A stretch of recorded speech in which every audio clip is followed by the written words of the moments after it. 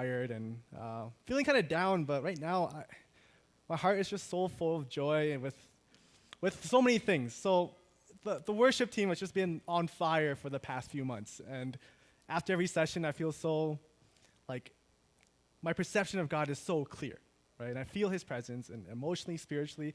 And as we're celebrating Josh's dedication and even David's passing of the exam, I look at the church and we're all so supportive, and it's such an amazing community, and it just fills me with so much joy. So can we get a round of applause to God and also to all our efforts in our church, and just give a pat on the back to all the people around you.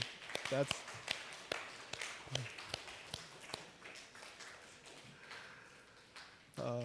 I'm going to pray.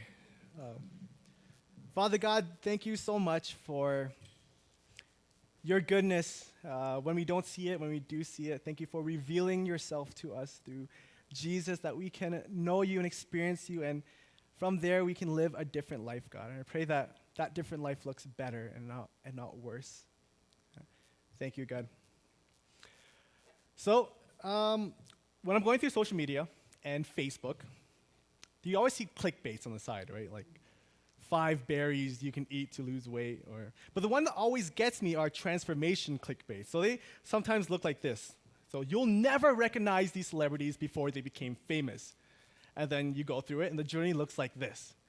Nicole Kidman, beauty now, but before it's kind of derpy looking. Looks so cute, right?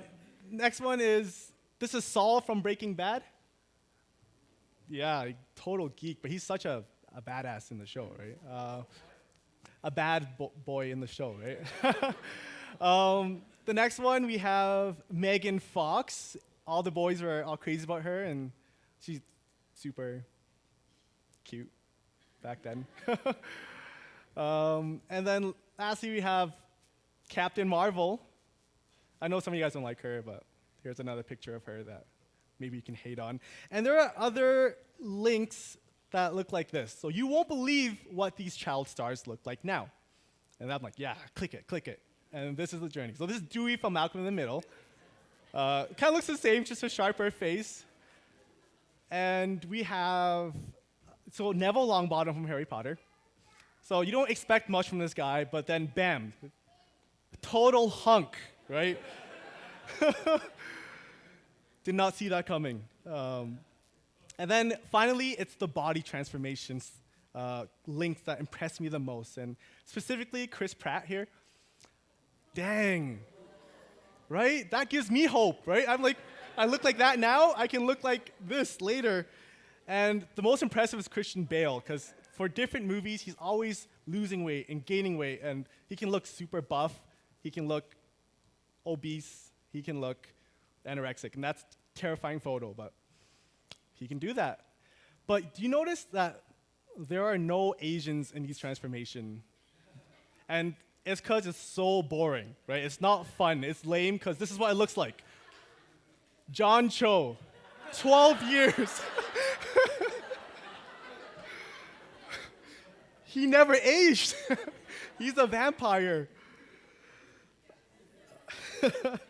And we see these transformations in our own lives too. So I know this guy named Derek. He graduated high school at 5'2". 4 years later, he's 6'3". Right? That's not scientific, right? That's witchcraft. Another girl, she was never talked in high school. And then a few years later, in Instagram, she's in a bunch of sorority pictures. And I'm like, what? What is happening? All these changes, all these transformations, they're significant in our lives. And that's what we'll be talking about today. The question is, who are we becoming? But before we dive into that question, we're looking at our passage. So who was here 2 weeks ago? Okay, so we talked about this guy. Who remembers the story of Naaman? Who has no idea who Naaman is? Okay. Cool. Okay, I'm just going to recap it really fast.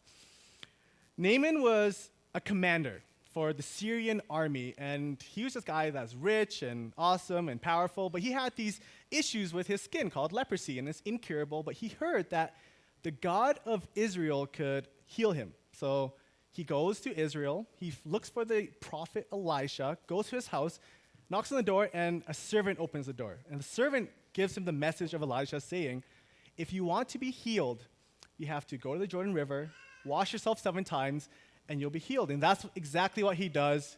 He gets healed, and then he believes that God of Israel is the one and true God. So he comes back to Elisha, and he's like, thank you so much. Here's my money and all these riches. And Elisha says, oh, no, I don't want to take it. And the reason he doesn't take it is because he wants Naaman to know that Naaman cannot buy God's love. He doesn't deserve God's grace. He can't earn God's miracles, right? It's all free. And so Naaman instead takes dirt from Israel, which is a weird thing. And when he takes it back to Syria, it symbolizes that as he's worshiping in Syria, he's worshiping the God of Israel, our God, Yahweh. And that's where our passage begins. So today we're looking at Naaman and this other character that's super random. The servant who opened the door and gave the message. His name is Gehazi. Everybody say Gehazi. Okay. I think you pronounce it wrong. Say Gehazi. Oh, okay, cool. So this passage takes place after Naaman accepted God and then worships him and then went home to live his life in Syria. So the passage is on the screen. So we read it together. But Gehazi, the servant of Elisha, the man of God, said to himself, my master should not have let this Aramean get away without accepting any of his gifts. As surely as the Lord lives, I will chase after him and get something from him. So Gehazi set off after Naaman. When Naaman, he saw Gehazi running after him, he climbed down from his chariot and went to meet him. Is everything all right? Naaman asked. Yes, Gehazi said, but my master, he sent me to tell you that 2 young prophets from the hill country of Ephraim have just arrived. He would like 70 pounds of silver and 2 sets of clothing to give to them, which is an obvious lie. He was just lying. Verse 23, by all means, take twice as much silver, Naaman insisted. He gave 2 sets of clothing, tied up the money in 2 bags, and sent 2 of his servants to carry the gifts for Gehazi. But when they arrived at the citadel, Gehazi took the gifts from the servants and sent the men back. Then he went and hid the gifts inside the house.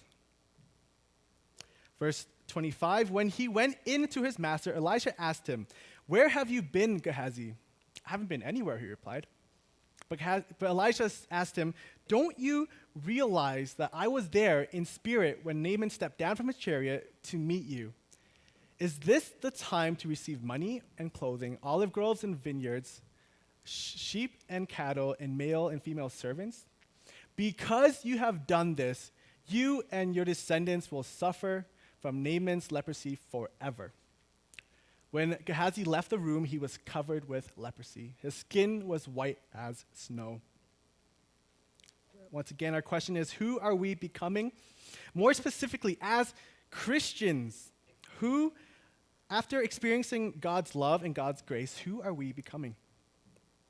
Our answer today is taken from our passage today, as well as this idea and quote by C.S. Lewis from his book, Mere Christianity. So the quote is, every time you make a choice, you are turning the central part of you, the you that chooses, into something a little different from what it was before. And taking your life as a whole with all your innumerable choices, all your life long, you are slowly turning into this central thing into a heavenly creature or into a hellish creature. Who are we becoming? Our answer is we are becoming either a creature of heaven, represented by Naaman, or a creature of hell, represented by Gehazi. And when we think of a creature of heaven and hell, I don't want you to think of like animals with like a halo or a horn, right? Think of people. Creatures of heaven are people who love and people who spread joy and are in community and reflects God. And creature of hell are people who hate and spread sadness and anger and chaos and confusion.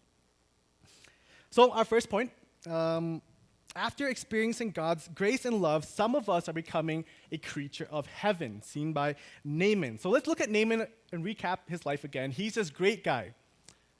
Money, power, wealth, health, status, all these things. And before he met God, these things mattered to him. These were everything to him. These were his treasures. It made him who he was. But when we look at verse 23, we see that there's a change. So he says, when Gehazi asked for money and all these things, he said, by all means, take twice as much silver. Naaman insisted. He gave him 2 sets of clothing, tied up the money in 2 bags, and sent 2 of his servants to carry the gifts for Gehazi. And there's just such an emphasis on 2, 2, 2, 2, because Naaman doesn't care about these things anymore. He's giving double the amount that Gehazi is asking. So silver, money, as it is in our day, it represents wealth, it represents power, and even the clothing, right? It's clothing of a rich man, so that represents status and prestige. These things, giving away these things mean that Naaman doesn't care about power or wealth or prestige anymore. He's treasuring something else. He asked Elisha for dirt. Right? He asked for dirt from Israel so that when other people worship the false gods, he can be worshiping on the land of Israel, symbolizing that he's worshiping God. He treasures God now. Right? And that changes everything about his life. The thing that he sacrifices, the things that he values become radically different. One of the most defining traits of a Christian is a pursuit of joy, coined by Enoch, that is based on things that last forever. And we often call it treasures in heaven. That we value our relationship with God above all other things, and we value his promises over the promises of the world. And that leads to a very different life. Maybe this could be better explained with the analogy of kids. So my wife and I were reaching the age where we're planning for our future, and planning for kids is a very big part of that sometime in the future. And I look at the reality of it, and it seems super difficult. I stumbled upon a few studies that showed that adults who had young youth and children are actually less happy than adults who don't. And then I'm like, what? Why? And you think about it, and it makes total sense, right? Because kids, they cost a lot of energy to parent. They cost a lot of money. Parents, if you look around, parents with really young babies that don't ever sleep again. And you lose your social life. Some people avoid you sometimes. And it's rough. And as they're growing up, you're always worrying about who they're becoming. You're worrying about the dangers they're exposed to. And that is stressful because you're forced to live your life selflessly. And Christine and I are uncles and aunts, and that's probably the best compromise between being a parent and not being a parent, because as we take care of kids, we get all the fun parts, right? We get to play with them, and if they don't like you, it's so easy. You just give them a crap load of candy. And then once they're all like tweaking out because of all the sugar rush, you give them back to their parents, right? Or once they're sleepy and they're grumpy and they're tired and crying, you give them back to their parents.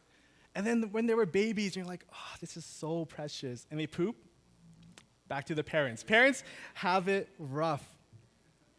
So as I'm thinking about the future, I ask myself, why would anyone in their right mind have kids, right? Why would I sacrifice sleep and money and energy and time to have this selfless life that seems quite torturous sometimes?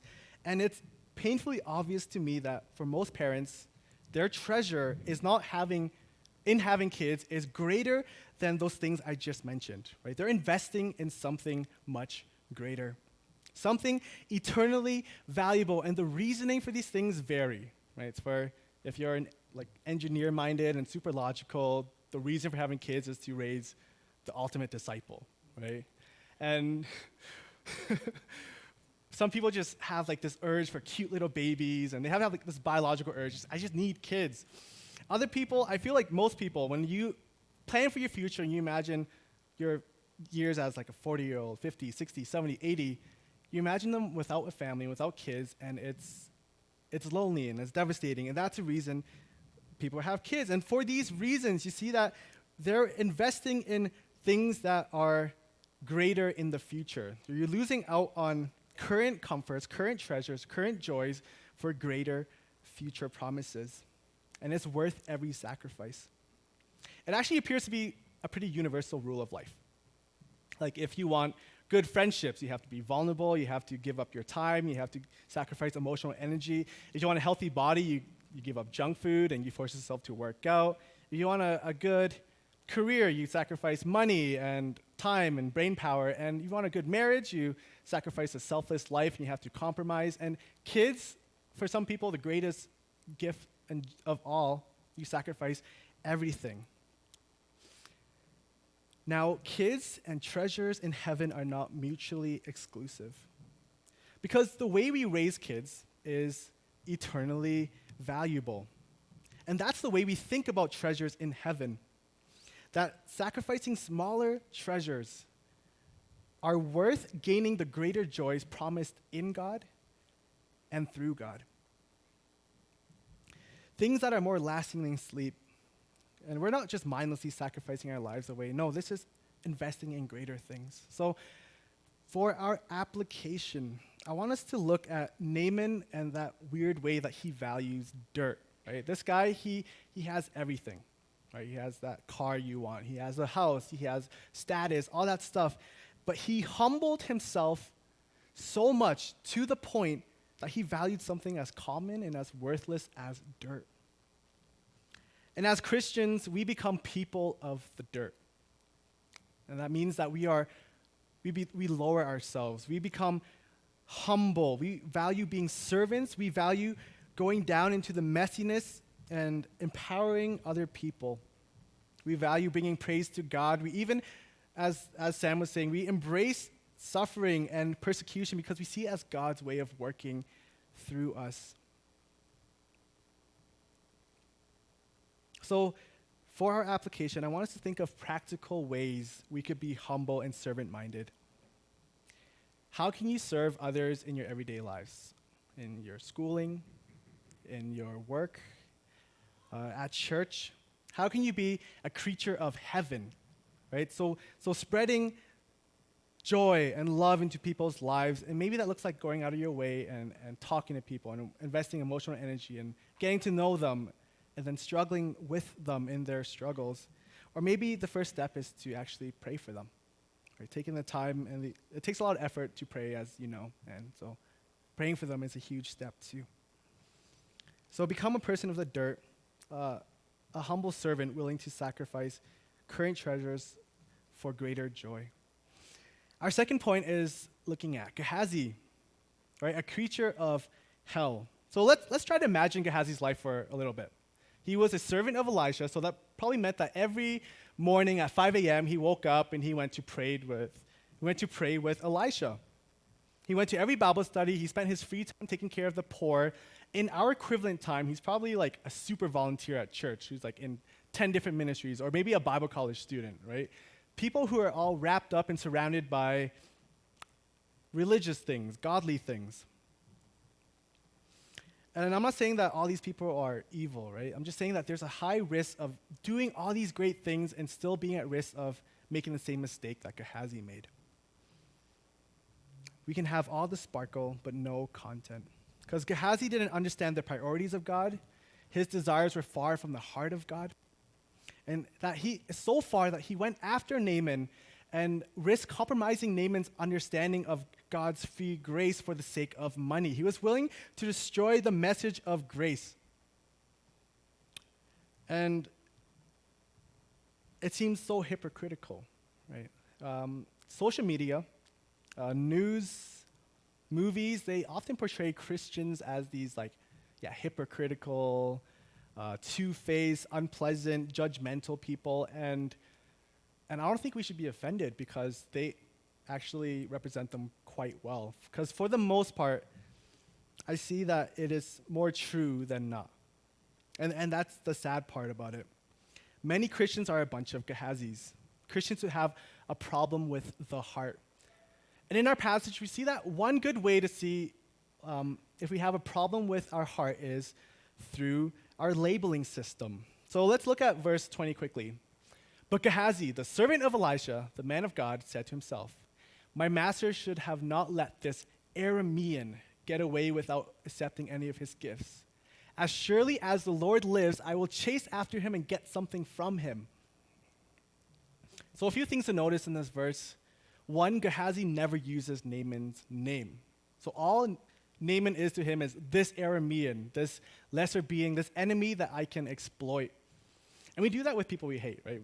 When we don't like someone, we don't use their name. We say like, yo, that loser or that hoe or something, right? And that taking away their name is our way of taking away their humanity. We're making them subspecies. We're making them less than us. But the second thing to notice, and even worse, is that as Gehazi says, as surely as the Lord lives, he sees his cheating, his lying, his exploiting Naaman as the work of God. So the way that we label people affects the way we treat them. If we label them loser, we don't want to be around them. If we label them scumbag, we're mean to them. If we say, I don't know, like ABG, then we treat them as if they're not smart or something, right? If we say weird, we mock them. If we say cheap, we don't share things with them. And worst, if we say enemy, then we wish the worst upon them. And maybe we are the ones who actually end up hurting them. We become like creatures of hell, like Gehazi that spread lies, sadness, anger. We spread chaos, confusion. So how do we avoid that? We avoid that by changing our labeling system. Right? When we look at people, maybe instead of poor, we look at them as made in the image of God. And instead of looking at them and seeing, I don't know, like worthless, we see a person that Jesus died for. And maybe the most useful is a potential partner in helping others and building God's kingdom and pursuing joy together. I want us to think of a scenario for a little bit. So just imagine you're walking on the streets, right? And there are a bunch of people around you, and maybe someone's wearing a really expensive jacket, and you're like, oh, brand crazy person, right? And then you see someone who is slow, and you judge their fitness, right? So you're like, oh, that person's fat or unathletic. But imagine someone actually just, a woman drops down and faints. Then all of a sudden, what usually happens? People come together as a team to help that one person. One person maybe does CPR, what they know of it.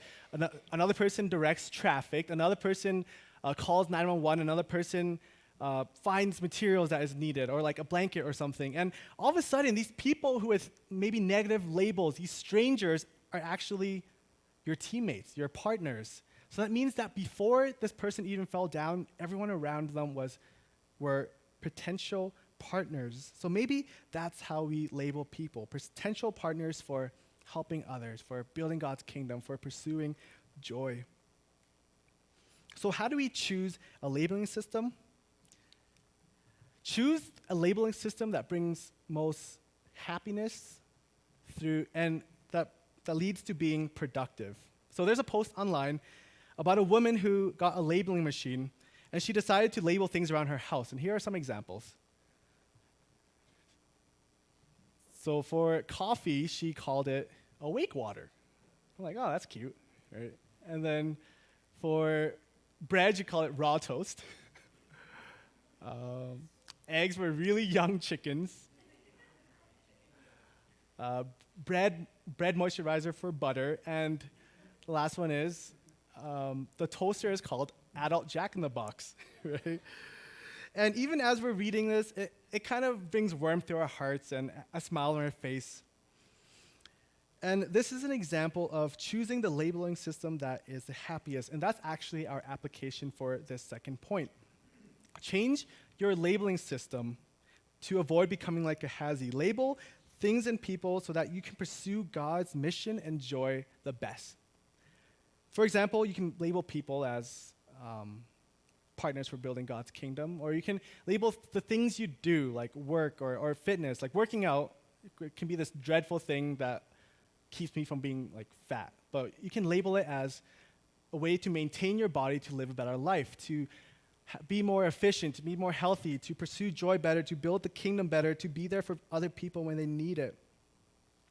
So that's our application for that second point. Correct your labeling system.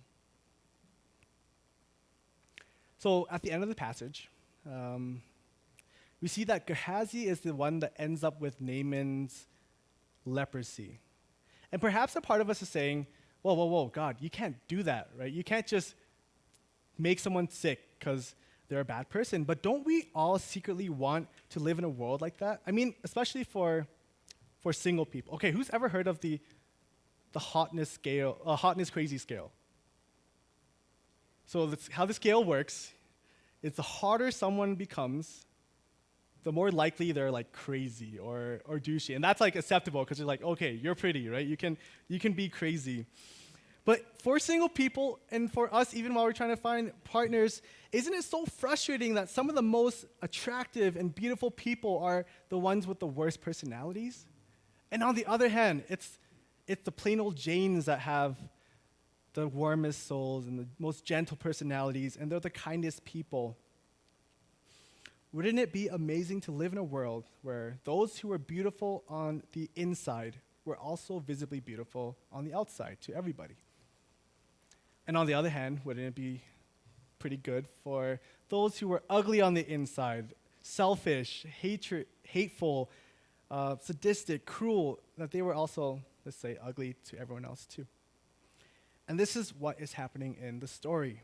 Right? Gehazi, he acts like a creature of hell, and consequently, he begins looking like a creature of hell. He finally looks the way he does on the inside. What is hidden in his heart is out in the open for everyone to see. On the other hand, Naaman, who was ugly on the outside, became beautiful on the outside to match his faith and to match his personality.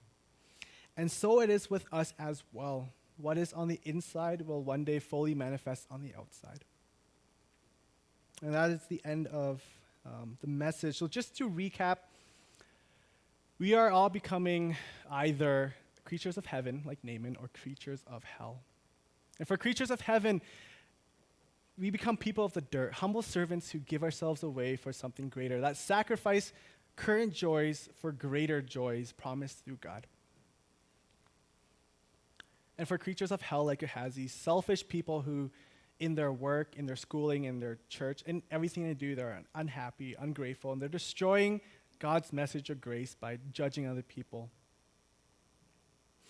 And if you find yourself on Gehazi's path and you want to fix it and you want to change, you can start by changing your labeling system. And that's it. Let's all stand, and we're going to go through the Lord's Prayer together.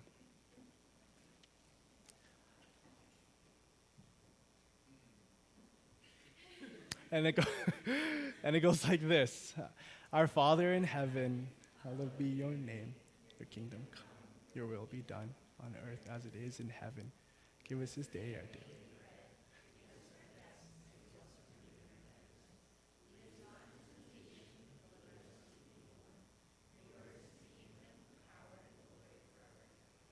bread. Amen. All right. Go in peace and serve the Lord.